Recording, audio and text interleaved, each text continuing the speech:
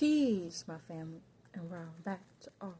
And those coming out of that good cocoon for the first time, welcome. This is your girl, the butterfly, and we about to take off. Let's fly. Just want to send you all the good healing energy your way.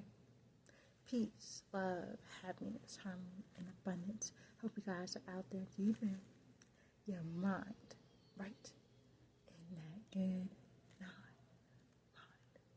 How y'all feeling today? Hope you guys most definitely moving up in your higher natures.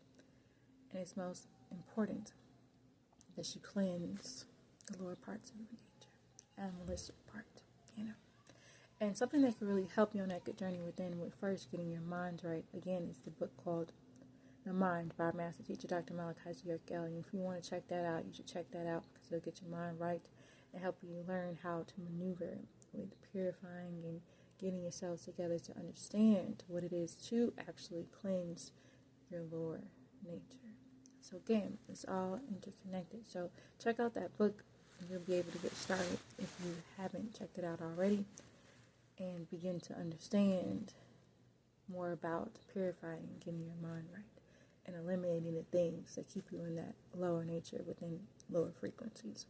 So I just thought that I'd share that now. I came on here today to share another clip from Master Teacher's book called The L's Holy Injiyl, the Book of Revelation. Again, which is one of my favorite books. So I just thought that I'd share this because this right here is everything. To me, at least, So, and I know for others it is as well. So, anywho, alright. So, okay, where was I? Let's start where I left off. And I'm going to go a little back, just to catch people up. So, the truth is that one man in particular is largely responsible for the confusion which exists today with all the different English translations of the scriptures. That man was Martin Luther. Martin Luther, 1483 through 1546 AD, was said to be the herald of the religious formation in Europe. He saw these days and times. Luther's intentions were to rebel against the three of the most outstanding assessors of the Roman Catholic Church, which at the time was the ruling religious faction of the entire so-called civilized world. The first was, as the church expanded and the foreign peoples converted, the Roman Catholic Church started to incorporate even more pagan practices into Christianity. So it goes on. Thus, Martin Luther found plenty of support all over Europe. People began to protest against the church. These same factors were named Protestants simply because they made a protest against the ills of the organization and the doctrine of the Roman Catholic Church. As a result, the word anti-disestablishment came from Martin Luther, defiling and going up against the combined established churches. He was considered what a modern terrorist would be. I felt the need to bring this out because it is the branch of Christianity that Martin Luther formed, the Lutheran Church, from which originated all poor translations of the Bible. And from there, many denominations started to form. The following is a list of some of the saints which emerged from Protestant Reformation, and it is as follows. The Episcopalian, also known as the Anglican or Anglo-Catholics, and then the Presbyterian. The word Presbyterian or Presbytery stems from the Greek word meaning elder. The elder of the church have, supreme authority in all spiritual matters. And then the Lutherans are also called Universalists. They reject the doctrine of the Christian church. A common view shared by Lutherans today is that one should worship God only because the Messiah Jesus is not God, but a man born of Joseph and Mary who grew into fullness of divine powers.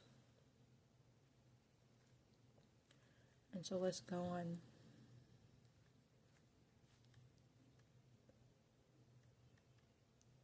The Seventh-day Evangelists, which is they observed Saturday as a Sabbath and believed that they must recover the old truths which had been lost through pagan traditions.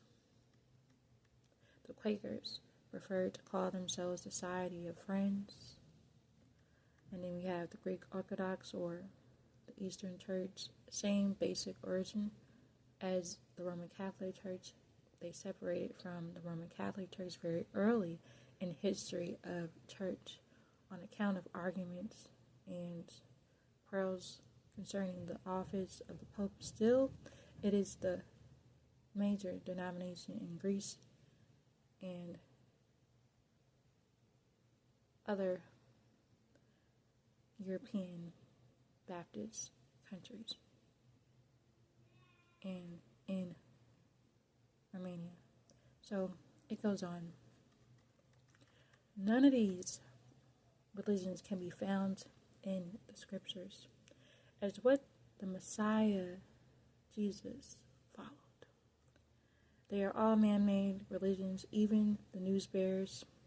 The prophets had to abide by the laws of Dios. So who are they to consider themselves above the law? Question. When the Europeans started to colonize America, they brought their religion with them. Their very nature formed the kind of societies which sprung up in America. Most of those who came were rejects, including the so-called Aristocrats who flocked here. And so it goes on.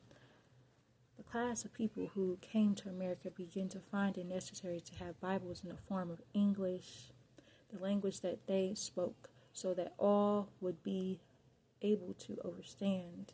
Thus, it was necessary to come out with a revised version of the King James Bible. And it goes on. I must express that my first translation was coming from the original language of Assyriac, Syriac, Arabic, and you rejected it. Now I'm giving you a right translation straight from the Greek. It is not based on the culture of the West. I'm not interested in what the European King James has to say because he was not coming from the original language. If your pastors really cared about your souls and not that collection plate that's being passed around the church, he would take time out to research the original language so that he could tell you what the Bible really is saying and stop leading his congregation astray in misinformation. The only languages in which the scriptures were originally revealed in were Aramaic Hebrew and Assyriac Syriac Arabic. They are all one and the same language, just different dialects or tongues coming from cuneiform. Cuneiform is the language of the elders. It was a spoken as well as a written language.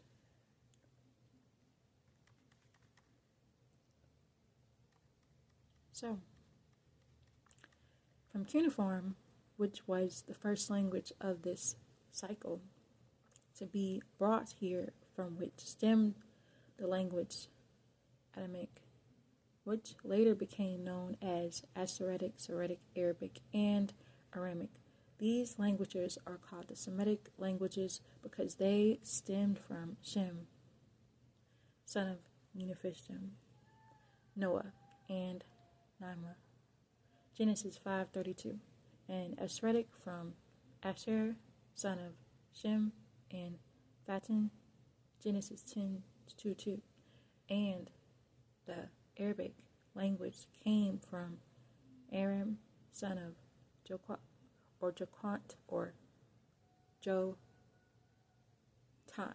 and Huta, Joshua 15:2.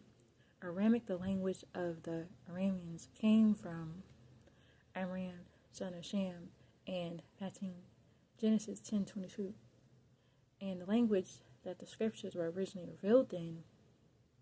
But Christians today say that it was in Greek.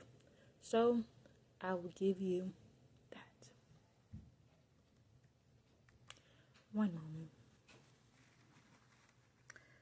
The scriptures were not originally revealed in English, Latin, or Greek, for that matter. Let me clarify also that my first translation of the Book of Revelation and Kafir's or Tafir's explanations or commentaries are not from a Muslim's point of view, or it's not from a Muslim point of view, and they are not from a Hebrew's point of view. I consider myself not falling under any sect. They are simply facts. Nothing more, nothing less. No translator, reverend, pastor, or group in the U.S., Great Britain, Canada, or any other part of the world who does not know the original language of the old books can explain or translate the true meanings of them. In order for them to translate correctly, they must know the original language that these books were revealed in so that they can understand their meanings. How can they interpret the meanings when they can't even accept that the languages of the scriptures were originally revealed in Aramic, Hebrew, Asoretic, Syriac, Arabic, which are all one and the same question? To give you a better understanding of what I mean, let us trace these languages back to the beginning. In the beginning, with Adam, meaning of the ground, earthling, son of Atum and Lilith, also known as Zakar, meaning one who remembers, and Cadman, meaning up front Easterners, Genesis 15:19. The language he spoke was Ur-Garet, which is a combination of cuneiform and Hindu. After the creation of Cadman, Adam, Zakar, Kakel, also known as Yud, and Uriel, the Yahweh of the Elohim, and the enclosed garden of delight, taught him everything he would need to know to have complete caliphship, meaning successorship, over the planet Earth, mentioned in Genesis 1:26. Adam was given the knowledge of Hahu Baya. This, that, and these. In the Quran 2:31-33 and 87-31-33. This resembled the knowledge of the three realms, which is the three worlds. And that is Lahut, the realm of the Most High, Malachi, the realm of the angelic beings and Anunnaki Elohim, and Lasud, the realm of human beings when we're in right now. So, I am going to stop right there. So, I'm going to keep it a little shorter. To get everybody to take it in, get something to think about, and also, if you would like, you should do a self-study on this. And again, feed your soul and get that good soul food. All right now, and learn more about the world and the rooms that you live in. So on that note, know that you are loved beyond this world. I hope you know that. Begin to spread the love one to another. And be within that love frequency that is already within you. Because the Most High is in you. All right now. Release our master teacher, Dr. Malachi L. Peace. Shalom. Hashug. Divine love.